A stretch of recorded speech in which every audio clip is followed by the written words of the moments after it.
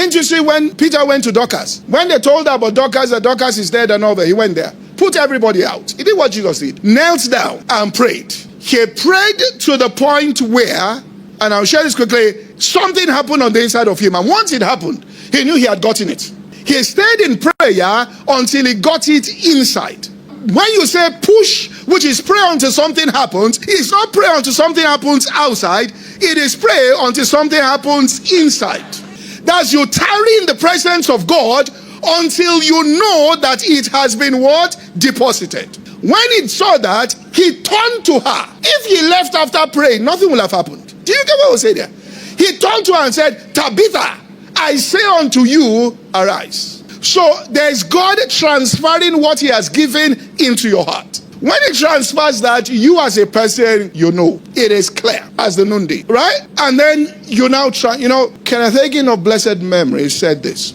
He said at the beginning when he was on his deathbed, and they told him that he had 16 more months to live, and his life was taking that. He said he kept calling for people, and nobody knew about divine healing then. Finally, his grandfather came and said, you see, I don't really believe all what these preachers say that healing is done away with back then in the 1930s. He said, I still believe God heals. So he said, he had a nudge. It was the Holy Spirit telling him, take the Bible and read it. The answer is in the Bible.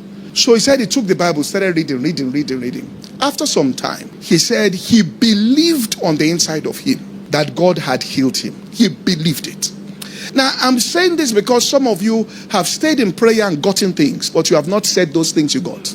You've gotten into prayer to the point in prayer where you got the release. You pressed on in prayer and you saw it in prayer. When you start in prayer, it's almost like you start in the flesh. When you push in prayer, you get to a point where, you get a release. Now, what we call rema, which is the quickened word, which is what that lady said when she came down and said, the Lord is your confidence, I will not suffer your food to be taken, is what is called the quickened word. When God quickens the dead, then you can call into existence those things that be not as though they were after you are quickened. That quickened word, it is called rema. The definition of a rema, and we say this, but we don't finish it many times, is a specific scripture or scriptures that God revealed. Now the logos, which is, and this is what church, the general counsel of God, which is the whole Bible, the general counsel of God. But the rema is a specific word that God gives to a person at a specific time,